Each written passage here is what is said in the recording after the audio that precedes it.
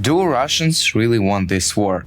The answer is yes, they do, and we'll explain why. Besides, we don't have to search far, just step back a little more than 100 years ago and we will reach our time. For history, this is a very tiny step, but even during this time, they managed to do so much evil that it will be remembered for hundreds of years ahead. In other words, their true face was shown long before February 24th, 2022 and even 2014. Let's start with the Russian Civil War from 1917 to 1923. At that time, the Russians chose to kill each other. The initiative was good, but the reason, as it almost always is, was power. Nicholas II Tsar weakened considerably after unsuccessful World War I for the Russian Empire. Incidentally, analogies can be compared to today's Russia. Who knows that the returning Russians will do after the war? Right now, more than ever, it smells like a civil war in Russia. Back to those days, it should be noted that literally blood was splashing around. Let's have a look at the numbers, which will surprise you very much so. The Soviet losses amounted to more than 1,200,000 people. And this is inaccurate data. On the part of the Russian Empire, the losses were even more impressive, namely at least 1.5 million people. There were also, for example, newly established republics, but their losses were quite small, around 80,000 soldiers. And the pinnacle of Russian atrocity was the shooting of the entire royal family. This massacre resulted in more than 73 years of rule by the Red Monster. The Polish-Soviet War of 1920 is also worth mentioning. Moreover, analogies with today's situation are also very evident here. The reason was the same: capture, conquest, and the spread of the ideas of communism at that time. This is the exact same Russian peace, but with a red mark. Back then, they unexpectedly were beaten very badly, and as a result, they literally fled. Meanwhile, the Poles stood proudly for their independence and provided a worthy fight to the familiar invaders. Russia's methods of warfare haven't changed in any way over the years. All possible kinds of brutal actions against civilians, but they were penalized for their actions, and this is evidenced by the numbers. For your understanding, the war lasted for a year and 8 months, from February 1919 to October 1920. The war covered the territories of Ukraine, Lithuania, Poland and Belarus. Thus, during this time, Soviet losses amounted to 150,000 deaths, while Polish losses amounted to about 60,000 deaths. This war resulted for Russia in an overwhelming victory of Poland.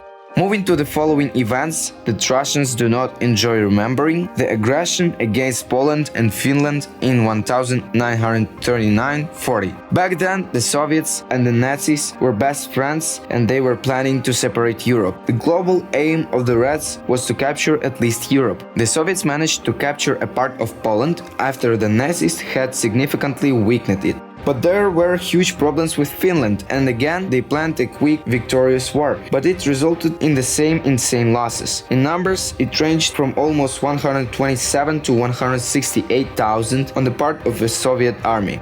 At the same time, Finnish losses amounted to 26,000 lives. True, the Finns had to sacrifice a piece of their territory, but they bled the Soviets enormously.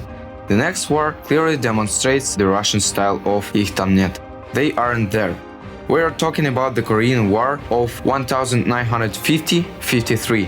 The Reds were already aggressive towards the United States and supported communist regimes. At this time, they supported Kim Il-sung's regime. North Korea attacked South Korea. The Soviets provided their pilots for military missions, weapons and instructors.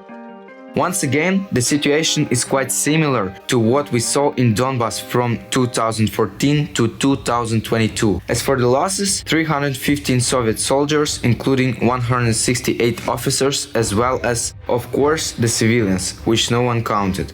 That war resulted in a ceasefire, the partition of Korea into Communist North and Democratic South. But the war is still ongoing.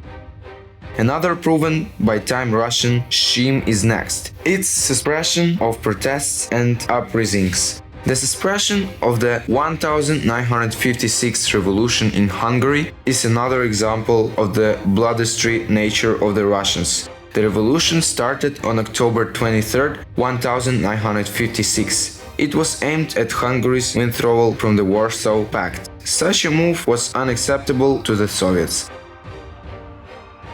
The Red Army was involved 2 times. The first time the troops were brought in to restore order, so to speak. The second time, on the night of November 4th, the Soviet army merely launched an artillery attack and an air strike and then continued with infantry and tank attack on Budapest. The uprising was fully crushed by January 1957. There were killed or crushed by tanks 2,652 protesters and were injured 19,226 people by the Soviets. For the record, the Soviet Minister of Defense at that time was the same Georgy Zhukov who used to say women will give birth to more of them. So such cruelty is not surprising. The war in Vietnam, and here we go again to the Ich Tam Niet. They supported the North Vietnamese communists in the war against the South Vietnamese, which was supported by the civilized world. And again, the Soviets supported them with weapons and instructors. The Red Ich Tam Niet lost only 16 people. The outcome of the war was the defeat of the USA and the victory of North Vietnam. This resulted in the Union of Vietnam. The Soviets also showed their true bloody face in Czechoslovakia in 1968. The Prague Spring protests against Soviet influence. And again, the peaceful, figuratively Red Army invaded to suppress these protests. They simply do not know any other way. As a result, 72 dead protesters, hundreds injured. What is most painful is the occupation of Czechoslovakia by Soviet troops and repression. Russian imperialism is forever imperialism, no matter what kind of wrapper it comes in. The next war that launched the process of the Soviet Union's destruction is the war in Afghanistan. It all started once again with a desire to change the rule of the country. And the Soviets achieved this, but as we already know, imperialism is a path to the grave. The Reds were trapped there for 10 years, which was the catalyst for the monster's collapse. The behavior of the Reds was, as always, they killed children, women, and the old people. But these women, old people, and even children killed them, and did it willingly. The Soviets were afraid of their every move. As a result, the Reds shamefully withdrew from Afghanistan, and the losses of lives 15,000 people. The Chechen Wars. The Red Empire is already buried, but this has not changed the nature of Russia at all. It remains an empire even when a functional McDonald's entered the country. The first Russian-Chechen War of 1994-1996. The war was triggered by Russia's desire to annex the Chechen Republic of Ichkeria, which, due to the law on equalizing the rights of union and autonomous republics, accepted in the USSR in 1990, was able to exercise the constitutional right to withdraw from the USSR in compliance with all legal norms and the USSR constitution. But where Russian invasion occurs, there are civilian victims and the killing of children. And as a result of this bloodbath, Russia was defeated. The Republic of Ichkeria has managed to maintain its independence. But on August 7, 1999, the Second Russian-Chechen War began. And on August 9, 1999, the well-known Putin came to power first as prime minister and then as president. By destroying residential neighborhoods in Grozny, he makes himself look like a hero fighting terrorists. And it works. It was the inhuman cruelty of warfare that led to Russia's victory and the addition of Chechnya to its fold. Everything was done by an absolutely iron, bloodthirsty hand. We suppose everyone saw the photo of Grozny at that time. Massacres of civilians, shelling of markets, kidnappings, executions, and so on. Speaking of losses, the first Chechen War, Russians killed up to 120,000 Chechen civilians. According to independent analysts, the Russians lost between 20 and 50,000 people in the fighting. The Second Chechen War, according to the international non-governmental organization Amnesty International, up to 25,000 civilians were killed in the war. We believe the real number is much larger. On the other hand, the Russians lost almost 7,500 people, including troops, the FSB, the MVS, and so on. Now we approached the most recent events in our memory.